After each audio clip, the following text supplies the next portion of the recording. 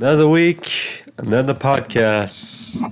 Hello again, everybody. Thank you for joining me on this sports overview of topics this week. Episode number 154 on the podcast. Got a good amount of stuff to go over in recap of some of the stuff that's gone in the world of sports. Again, it's a weird time of the year. We are we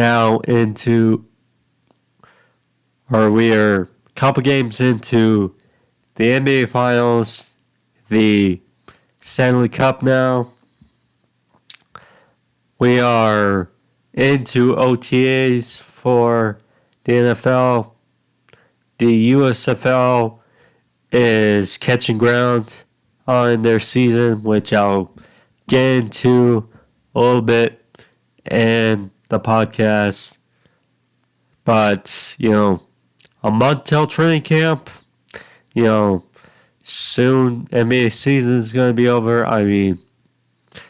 Since the NBA draft is in a couple weeks, got that to speak of. But, yeah, plenty to go over on the podcast today, guys. But alas, before we get into it, of course, thank you for joining me. If you're new to podcasts, you want to see more episodes on the channel, click subscription, and also that notification bell to take you where I post all my stuff and when you can find it at the earliest. So, alas, guys know the drill. Thank you. Let's get into it. First matter I gotta go over, though, before I get into anything else, is thoughts and prayers out with the Hunt family. Lamar Hunt's wife has now joined him in Up Above, and because Norma Hunt, the longtime mother of the current, I think he's a president of the Chiefs, Clark Hunt. But nonetheless, Norma Hunt, who has been full activity for the Chiefs and, being very active for them,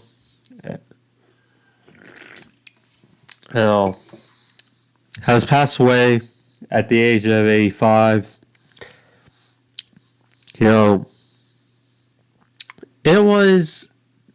felt a bit strange because, of course, the Chiefs have been pretty successful the last number of years. And we've seen her a bunch. We've seen her be very active, be very invested into the Chiefs' success. And,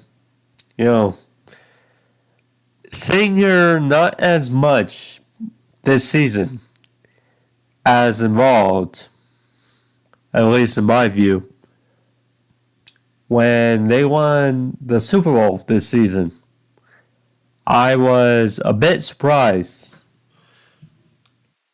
But now, to my knowledge, what I've read and stuff, the cause of her passing has not been known yet.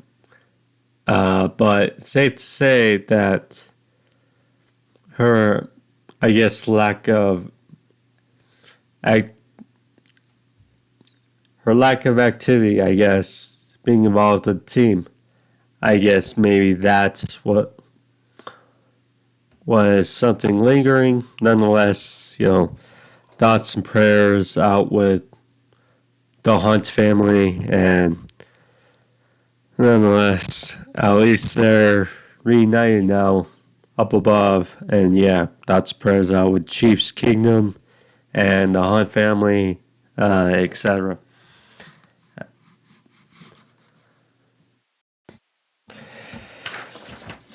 All right, now pivoting to Phoenix Suns and their new head coach, which, by the way, I did not get really into Monty Williams' contract and Phoenix Suns' old head coach, but I might as well get into it first before I get into Frank Vogel's deal with the team. So,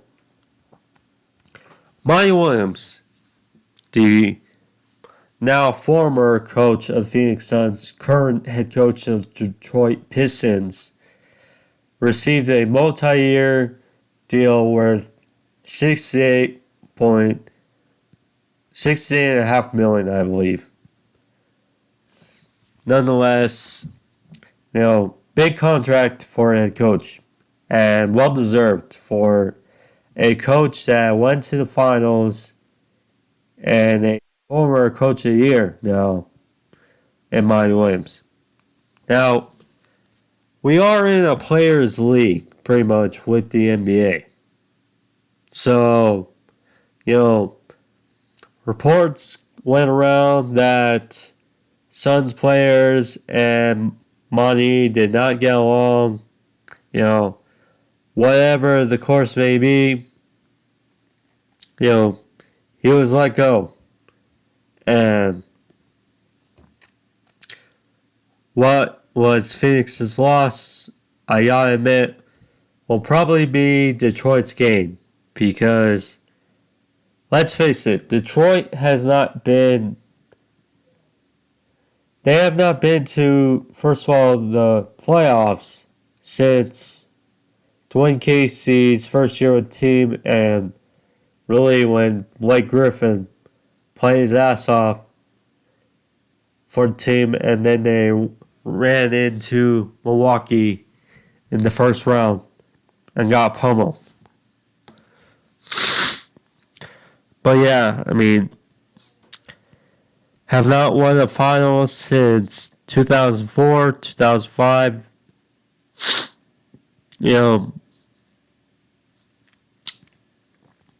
Detroit is waiting to be relevant again as far as basketball, and I think it's possible Monty Williams can be the guy to take them there. They got some young studs, Kate Cunningham, obviously, their former first-round pick from a few years ago. Sadiq Bey, obviously him as well. They got some guys that can score, obviously need help. They were the last. They had the worst record, in the league this season. Have fallen down to number 5. Maybe Scoot can slide past, and maybe they can get him, but they do need help. But as far as the coach goes, they certainly got a good one. So props to Detroit. As far as the Phoenix Suns and the new head coach, Frank Vogel, I like the hire. Look,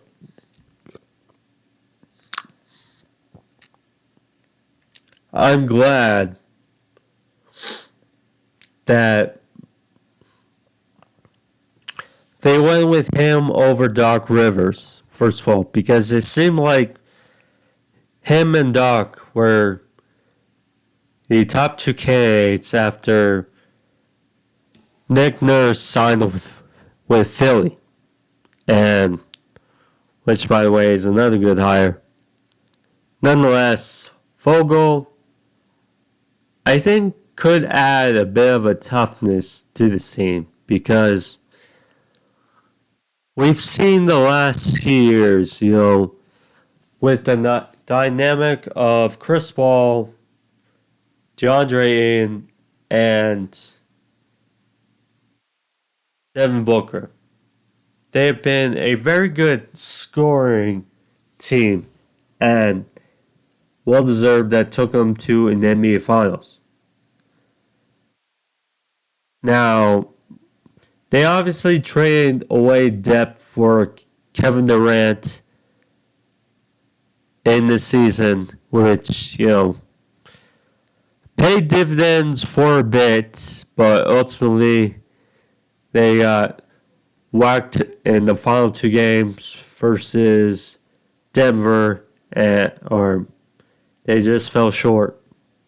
And we saw their efficiencies. But I think Vogel will help as far as defense. I mean, will they keep DeAndre in? I don't know. I mean, is he a max player? I don't think so. I don't think so. I do think he deserves to get paid a decent amount, but not a max. Certainly. But yeah, I do think it's a nice hire for the Suns, but you do feel kind of bad for Monty because, I mean, they traded away depth for KD, and it was only like a sample size, really, for KD with the team. And he did do well, but obviously he got injured, and things were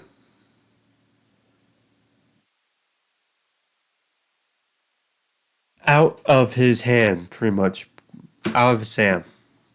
So, yeah.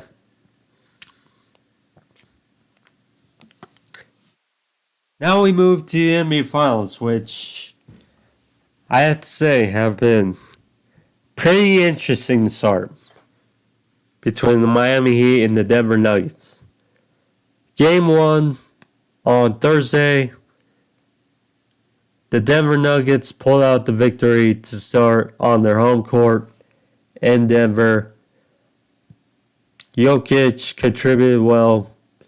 Aaron Gordon had a pretty good night offensively and defensively. Jamal Murray did well.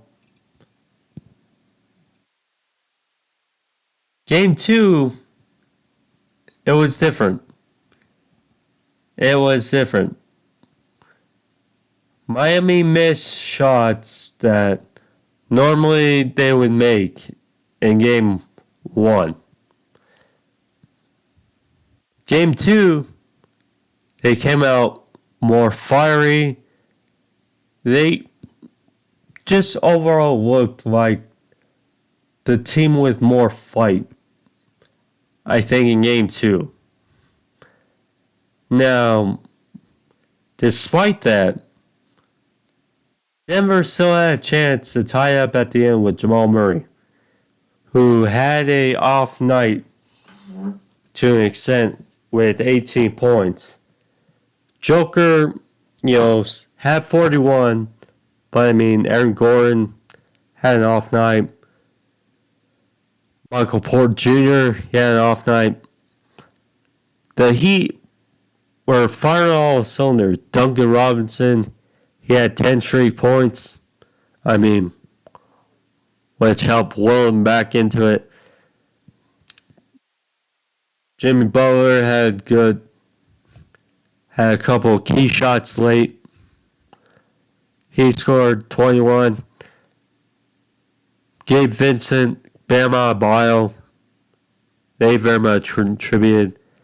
We'll have to say Kevin Love also contributed with 10 rebounds, only 6 points, but,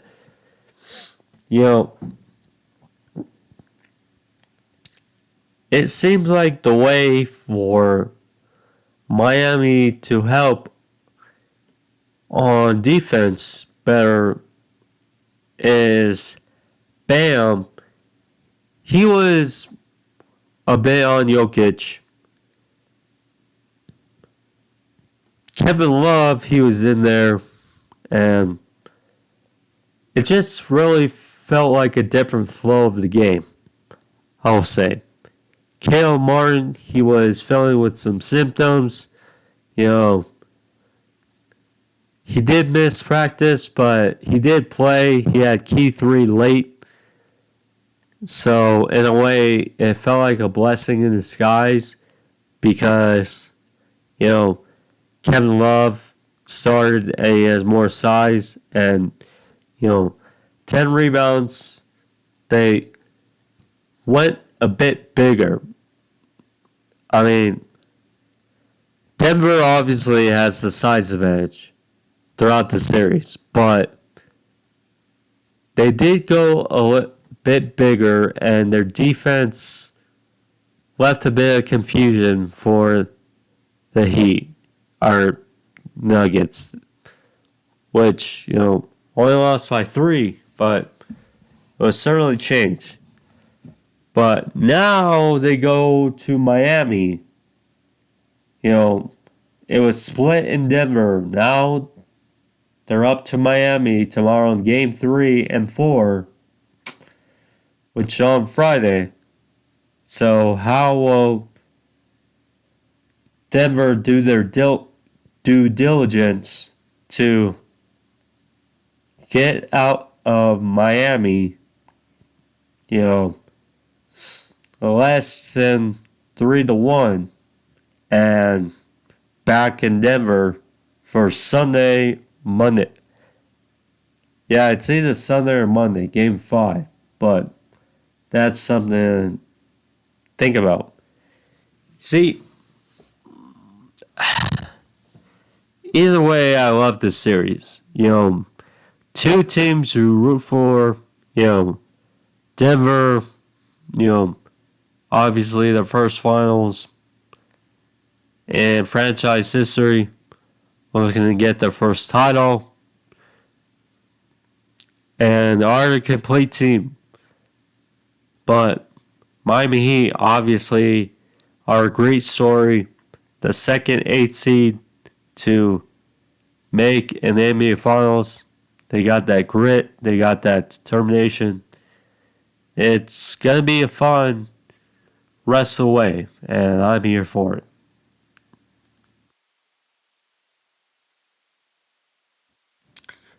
Who I don't think is having fun thus far is the Florida Panthers, as they are currently down 2 games to none versus the Vegas Golden Knights in the Stanley Cup.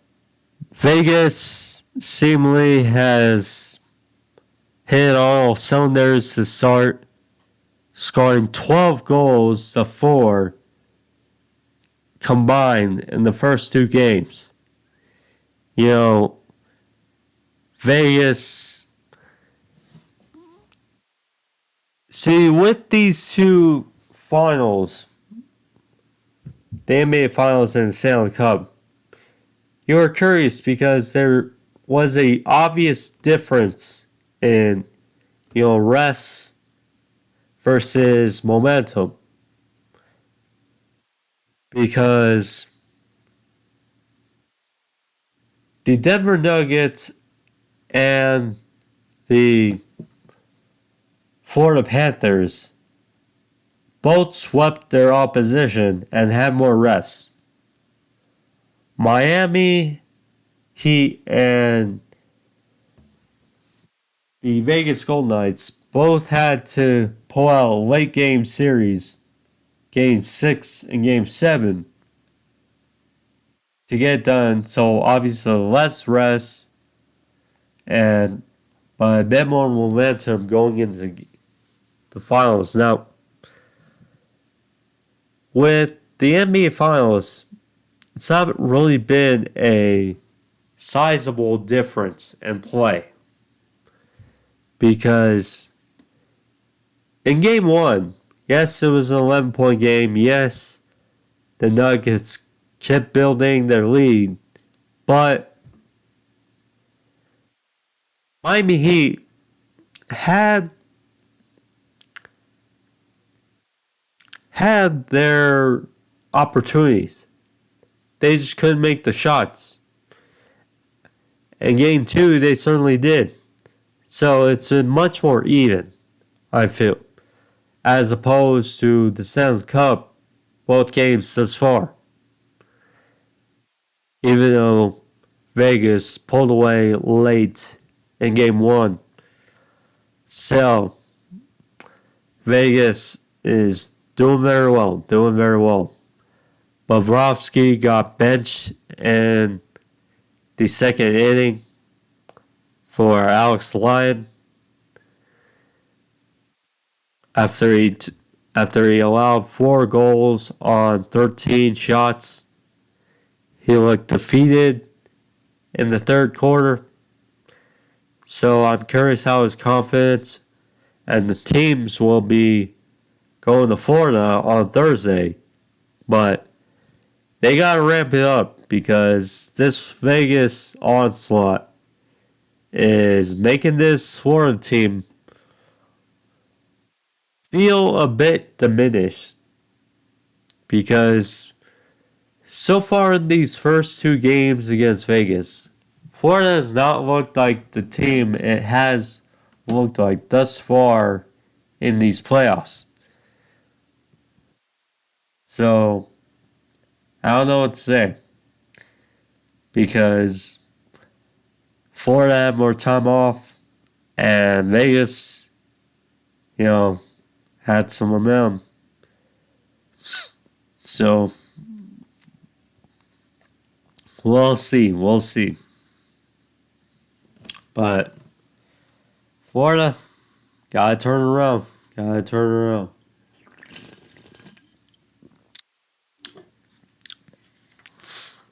Ed Oliver, he had a nice extension for the Buffalo Bills the other day. Ed Oliver, the former first round top 10 pick in the, I think it was 2018, 2019, one of the drafts nonetheless. Yeah, I think it was 2019. And he hasn't been as disruptive as, say, a Chris Jones, Aaron Donald, Quinn Williams, Jeffrey Simmons. But he's certainly close. He's certainly a tier down, per se. And it's still a unique piece of their team.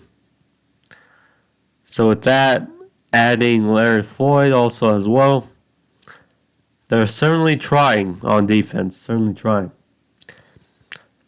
I mean, look, Larry Floyd, Matt Milano, Von Miller, assumably comes back healthy off his torn ACL last season. The Bills could do some work with those trios of linebackers. So we'll see.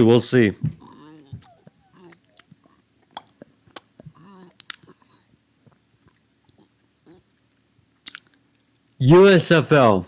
So lastly, I want to touch up a bit for them because we are in the weird stretch of this season, or coming up on the home stretch pretty much for the season. And some highlights to go over. So, first of all, Philadelphia Stars currently lead, well, I'll go over them and then I'll go over the game that was the other day. But Philadelphia Stars, led by quarterback Case Cookus, their quarterback who was a stud last year. This year, once again, well, coming off that bad ankle injury, he certainly took some time to get back in the rhythm the first couple games. Now, after starting 1-3, they're 3-1. Of course, lost the game the other day in the rematch of the USFL Championship to the Birmingham Stallions, which was a hell of a game, but no shame, and I like it where their offense said currently lead their division, but something to look forward to. And have to go over the Birmingham Stallions, the reigning USFL champions of last year, led by quarterback Alex Magoo, who has had one heck of a season thus far. Alex Magoo's shared his time so far in the NFL. Nothing spectacular, but Alex Magoo, you can tell he seems very comfortable. And the stats have certainly shown he currently leads the XFL or USFL, so many leagues, but he currently leads them in passing touchdowns, 16, including the game-winning one in the game versus the Stars. But, he leads also the league in points. That's 120. And he lead their division at 6-2. Which, by the way, all the teams in their division lead or have a winning record. The New Orleans Breakers start off 3-0. They're 2-3 since, were they? Yeah, they were 3-0. 2-3-6, but have a winning record. Tied for second in the division. Bethel Thompson, he is impressive as well. Leads the league in passing yards as well. So, something to think about. But, it's been a success thus far. I'm curious to see where the playoffs go, as the championship game is less than a month away.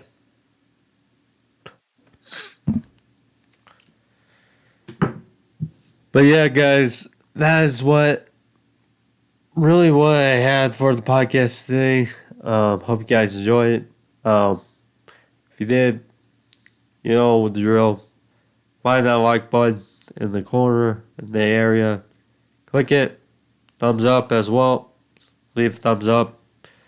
Helps out the video and the channel. And guys know, but last, thank you guys. And of course, subscribe there. Help out as well. But guys get the drill. Anyways, see you guys next week for episode 155. Take care. Hope you guys enjoyed it. But I am Angel Toward Love. Get out of here. See you guys next week. Peace.